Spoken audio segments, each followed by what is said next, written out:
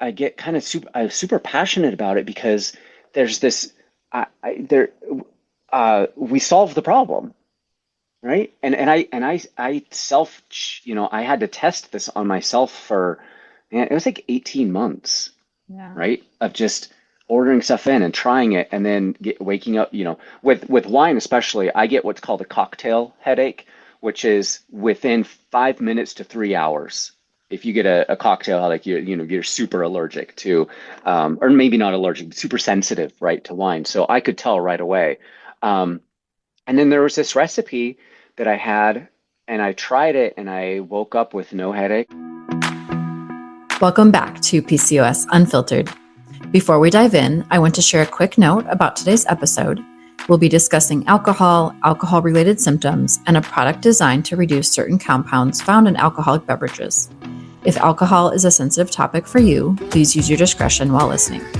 Now, if you've been listening for a while, you know I rarely talk about alcohol. In fact, I stopped drinking almost entirely a couple of years ago because even a single drink often left me feeling worse, sometimes immediately and sometimes for days afterward. But the reality is that many people want to enjoy a glass of wine, a cocktail, or a celebratory drink once in a while without it completely derailing their progress or experiencing any of the unwanted side effects. That's why I was intrigued by today's guest, Paul Lagerstedt, co-founder of ALKAA, the first patented in-glass sachet designed to reduce trace compounds in alcoholic beverages before you sip. During our conversation, Paul shares not only the science behind the product, but also his own personal health journey and the experiences that inspired its creation. And yes, I actually put it to the test during this recording while enjoying a glass of wine myself. As always, the content shared on PCOS Unfiltered is for informational and educational purposes only. The views and opinions expressed by the host and guests are not intended to serve as medical advice. Always consult with a qualified healthcare professional before making any changes to your diet, exercise, or treatment plan. The information shared is based on personal experience and expert interviews and is not a substitute for professional medical guidance. Now let's get going. Here's my conversation with Paul Lagerstedt.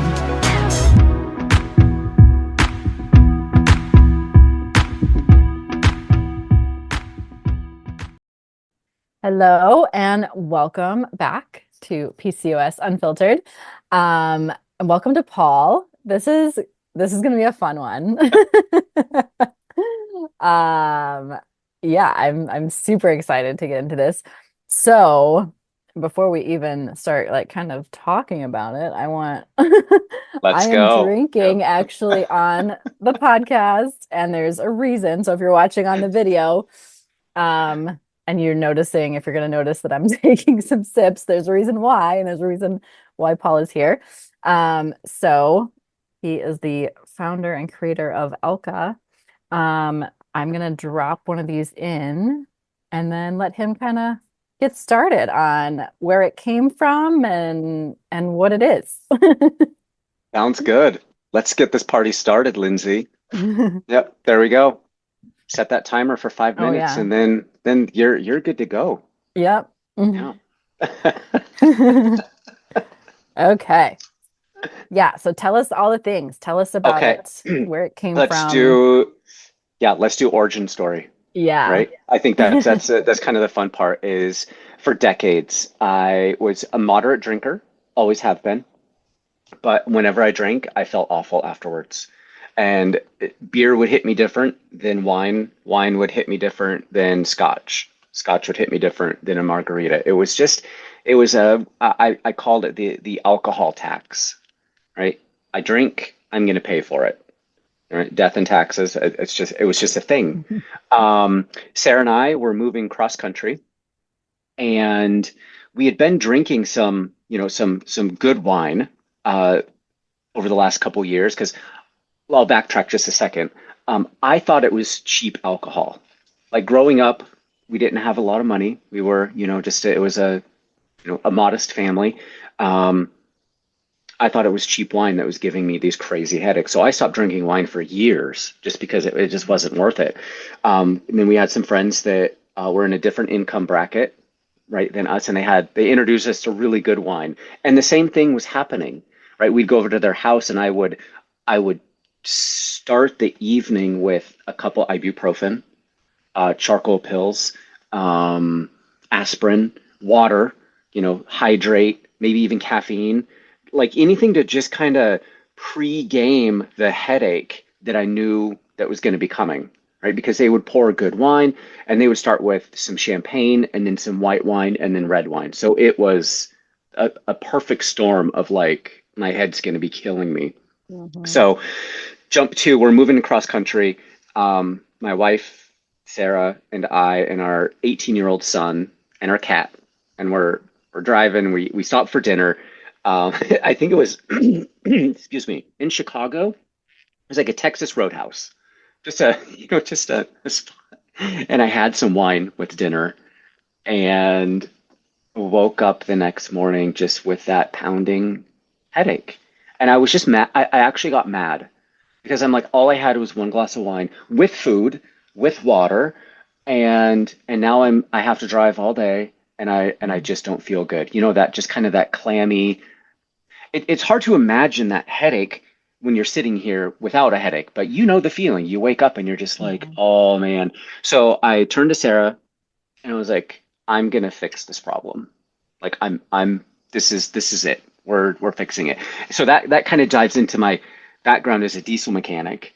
I just a mechanical background all my life, and things would break. You have to figure it out and you have to fix it. So I treated my alcohol intolerance just like a truck that was broken, right? I was the truck that was broken. Something's wrong. It's not running right. What's going on? So I just started doing a deep dive into, and this is before AI. This is just good old fashioned Google, right? Like why, wine headaches, why the headaches, and all this stuff came up about it. You need to drink more water, or you need to not drink red wine, have white wine, or you need to eat more food or less food, or you just need to stop drinking altogether. Those were the options, right? And I think if you did a poll on the street, be like, why do you get hangovers? People are going to be like, dehydration, dehydration. Well, if it was dehydration, we would have solved, like, we would have no more hangovers because you would just drink water before you'd have alcohol and there'd be, right, no more headaches. So I found that it wasn't the ethanol that was the problem. It was the byproducts of fermentation.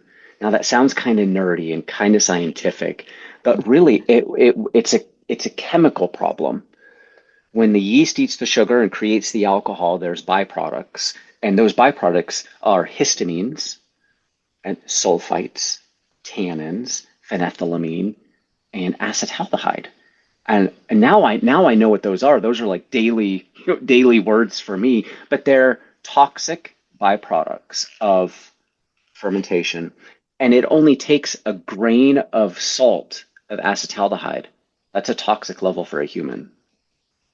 It's insane, right? It takes 3 bottles of wine as a toxic level for a human, right? That's the fatal, like for a 150-pound human, you drink 3 bottles, one after, you're probably going to kill yourself. It takes a gallon of water, right? You've heard people that have died from overhydration. Yeah. So it's that toxic dose of what in the world is in your alcohol that why did I never know that?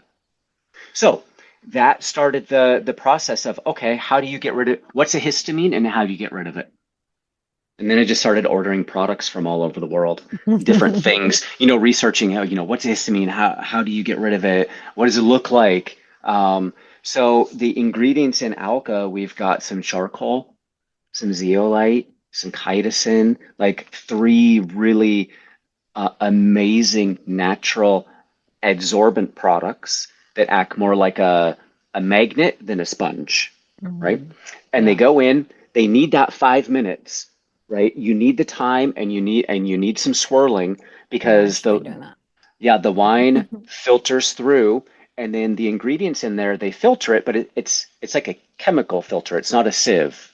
So it's more of a chemical reaction. The zeolites and the charcoal and the chitosan grab onto histamine, sulfites, tannins, tyramines. And what that leaves you with, Lindsie, is just a glass of wine or a margarita or some scotch with a way less toxin load before you take your first sip. Yeah, I know that was kind of a long origin story. Um, but that was I get kind of super passionate about it because there's this there we solved the problem, right? And I self, I had to test this on myself for, man, it was like 18 months, Yeah. right? Of just ordering stuff in and trying it and then waking up, with wine especially, I get what's called a cocktail headache, which is within 5 minutes to 3 hours. If you get a cocktail headache, you're super allergic to, or maybe not allergic, super sensitive, right, to wine. So I could tell right away. Um, and then there was this recipe that I had, and I tried it, and I woke up with no headache. And then we went to dinner one night, Sarah and I. I was like, "Man, babe, I think I got it. Like, I think this is the recipe." And we ordered a bottle of wine just between the two of us, and we drank the bottle of wine, and it was, kind of nerve-wracking. Um, Woke up, forgot that we even had any wine, zero issues. Like, just woke up feeling normal. Yeah. Yeah. Oh And my I just gosh. built it. I just built it for me. So Sarah would get really bad flushing in the face. So she was Hmm. very self-conscientious about going to a wedding and enjoying wine because it looked like she was drinking too much because her Hmm. face was all red, right? Yeah. I would Yeah. get really bad headaches. Date nights were ruined because of alcohol, right? You're like, you wait for the end of the week and you got date night scheduled and you got a babysitter, you have a glass of wine, and on the way home, like your head starts to hurt, you get super tired, you're congested, you get home and you're like, I just got to go to bed, you know? So Hmm. it's just been really fun to have an opportunity to enjoy alcohol without the pain. Yeah. Yeah. Yeah, And that's what I was sharing with you, even when we yeah. talked the first time, and then before we actually hit record on this. But yeah, I mean, because I've not been drinking for like a couple years now. I had Mhm. as I had shared with you, I had a tequila, like tequila and soda at a wedding last year. Yeah, After again, I had not been drinking for a while, but you're at a wedding, and it was like, let me just try a little something. And I got like pretty much an immediate headache. And that had not happened before. Now, yeah. sure, it might have been cheaper tequila, Mhm. but it definitely had not never affected me like that Like before, that. Yeah. And Yeah, then I mean, I was at a wedding this year in April and, had a few sips of champagne, but that was it.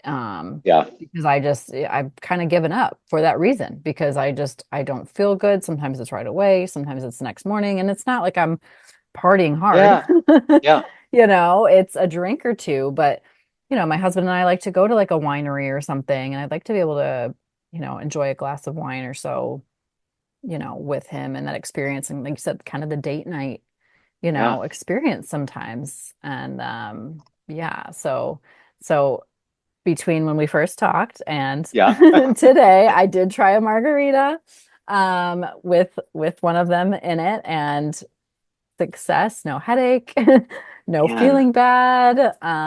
So now Yeah. we're moving on to the wine. Oh, All right. It's a timer. and Timer and going. there's my timer. There you go. Time to have a sip. I Cheers. actually I did 10 minutes. Yeah, cheers. You did. Okay. 10 Yeah, is good. I like to yeah. do 10 as well.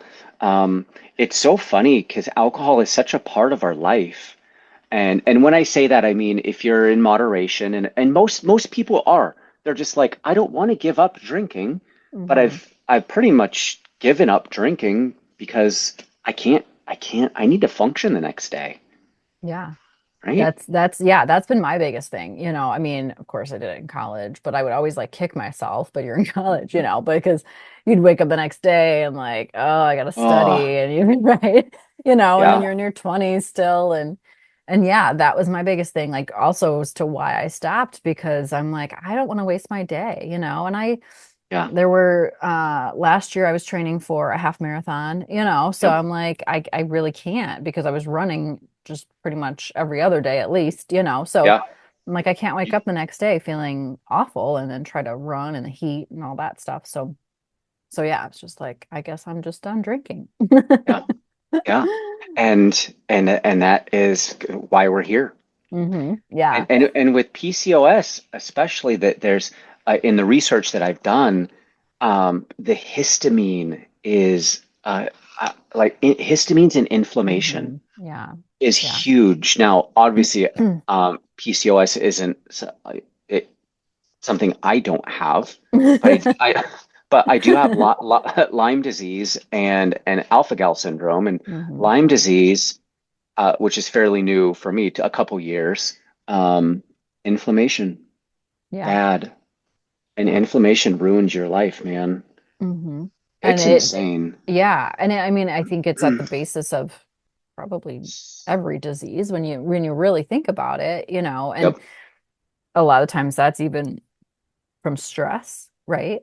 A lot of times Mhm. stress is playing a role. So we're stressed from our daily lives, our careers, our families, all the things going on we can control, can't control. And then when you add in, when you try to just sit down and enjoy a nice glass of wine is kind of your Oh way to just man. relax and enjoy your time with your spouse or whatever. And Yep. like Boom. you said, the byproducts in there are stressing your body out more. Yeah.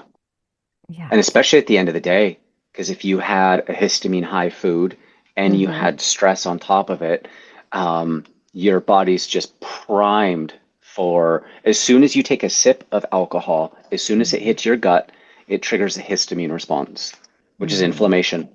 Yeah. And I had no idea, but it makes total sense because for me, especially, I would get my shoulders and neck would get achy and I would get super, super tired.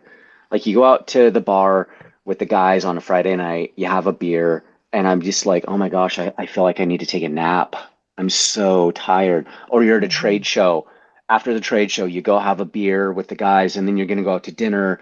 So that the whole evening is kind of revolving around entertainment and beer and then wine and then somebody orders some scotch and then you're mixing right, and then you gotta pound some ibuprofen before you go to bed. It was just this whole thing that was just part of it.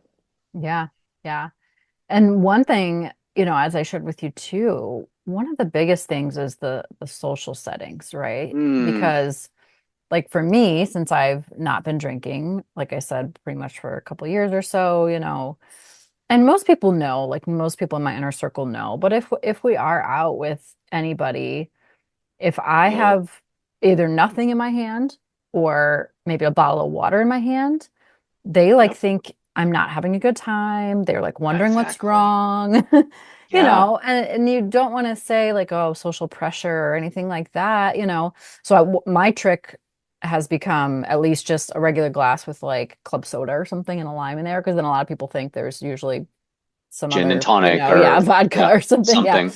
Um, so it's the thought of it kind of, yeah, like helping Yeah, with that so stuff too, I guess is it great. does. It Yeah. does.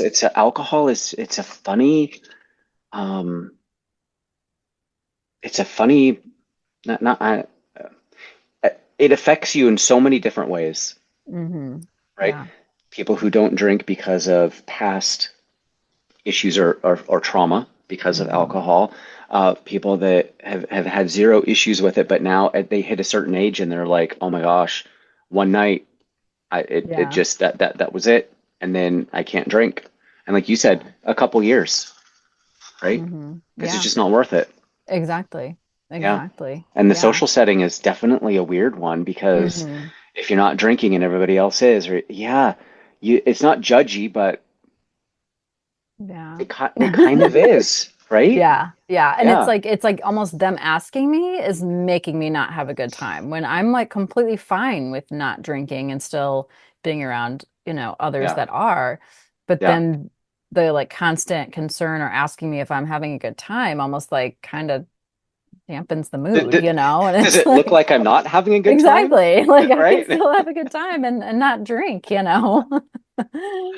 Yeah. Well, we've Yeah. learned a lot with this, being in the alcohol industry now, is that alcohol is a neurotoxin and it's loaded with stuff that's bad for you, Yeah. right? But it does make your heart feel happy, especially in moderation. Yeah. It makes you feel good. And I think Mm-hmm. that's why, alcohol was created. It's good for the heart to feel happy and just to have a good day. And then to be Mm-hmm. able to drink and not have to pay that alcohol tax, I think we're able to enjoy alcohol the way it should be. Like Yeah. like food, right? Food is a gift. Alcohol should be a gift too. Mm-hmm. And I feel with Alka that we've created something that allows people to just enjoy the evening and then not pay for it that night, especially sleep, right? With the Mm-hmm. disrupted Yeah. sleep, Yeah. lower inflammation, and then just a Sunday morning that you can enjoy with the kids, or Mm-hmm. go for a run, or go for a bike ride, and not Yeah. have that, pushing through that nasty, those hangover symptoms. Yeah. Yeah. Like Yeah. it shouldn't be additional stress. I mean, even when I was going through, and you can probably relate to this too, when I was going through with my initial, when I found out I was reacting to gluten and had some Mhm. autoimmune conditions. And I mean, there came a point where I was like, what can I have anymore? I got Oh so man. frustrated with food, right? So Yeah. same thing even when I tell my clients, like, we're not tracking calories. Like, I don't want things to stress them out more. I just want them to learn how to eat, whole foods and Yeah. non-toxic, Yeah.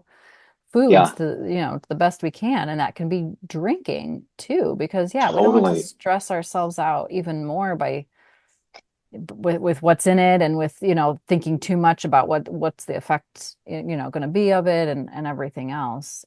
Yeah. Yeah. So your clients, does alcohol come up at all? It does. Yeah. So like during my 90-day program at one point we do discuss it and we Yeah. do talk about removing it. Yeah. Um, but also part of that is, what ties do we have to it?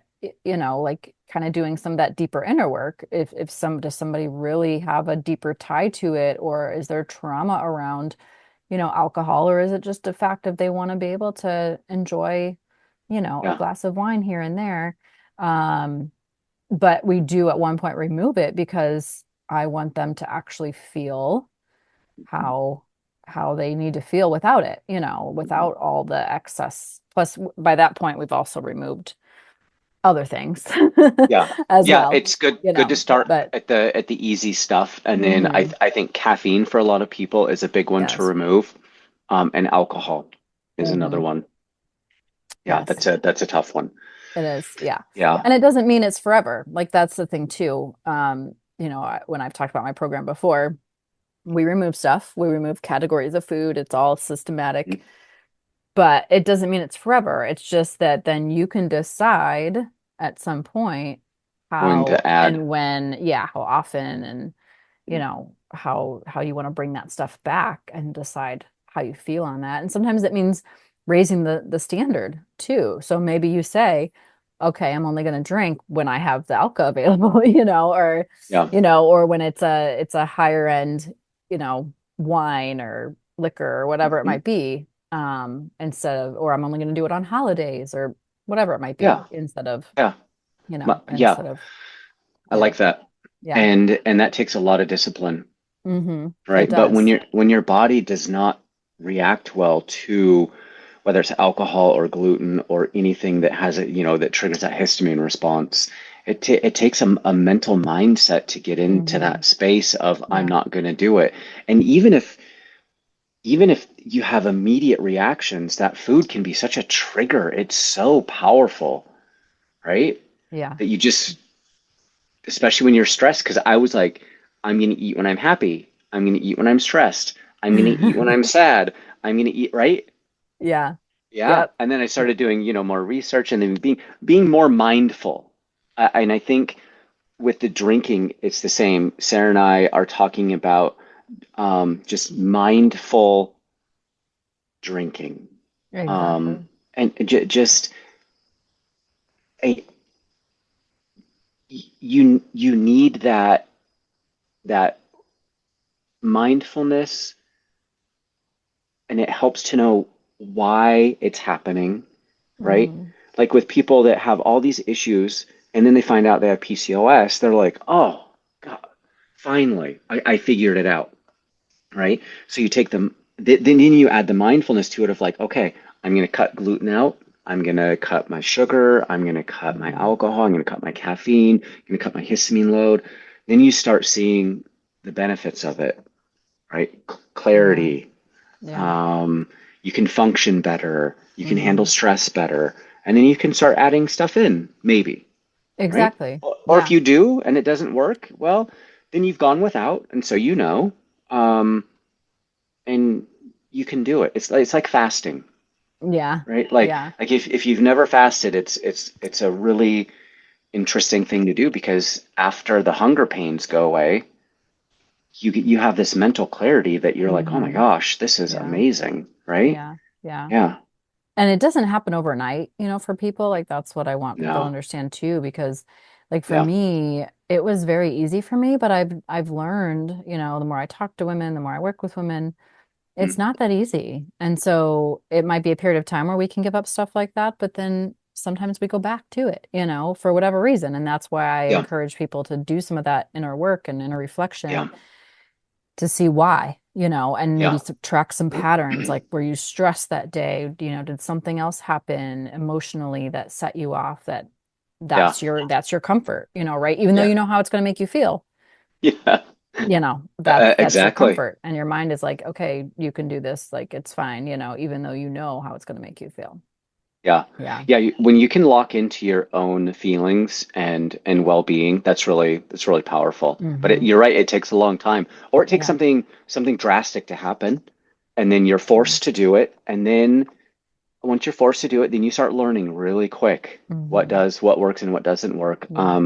And then for me with the Alka, it was weird because you kind of get this imposter syndrome of who am I to figure anything out, right? Diesel mechanic for years, and then a sales guy in the safety industry. But then you start thinking, we filter our water, right? We filter our air Hmm. in our house and in our car. Every type of juice or drink or anything is filtered. The oil in our cars, there's filters everywhere. Yeah. So why not filter our alcohol? Yeah. And that's that helps with the imposter syndrome of like, okay, we're just filtering alcohol. And then the more research I've done, alcohol is filtered a lot during the process because if it wasn't, your wine would just be full of uh, contaminants, right? Hmm. And grape skins and seeds and pieces of oak barrel and like everything's filtered sieve wise, but there's just a lot of stuff left in there. And it's funny once you remove these toxins, you you give your body a fighting chance. Hmm. Yeah, Yeah, exactly. Yeah. yeah. So That was a really great conversation with Paul. I'll be sure to link everything in the show notes if you'd like to connect with him and learn more about the product. And if you loved this episode, make sure to subscribe and share it with someone who needs to hear it. Because healing doesn't come from doing more, it comes from understanding better. I'm sending you so much love, and I'll see you on the next episode of PCOS Unfiltered. Nourish, heal, thrive.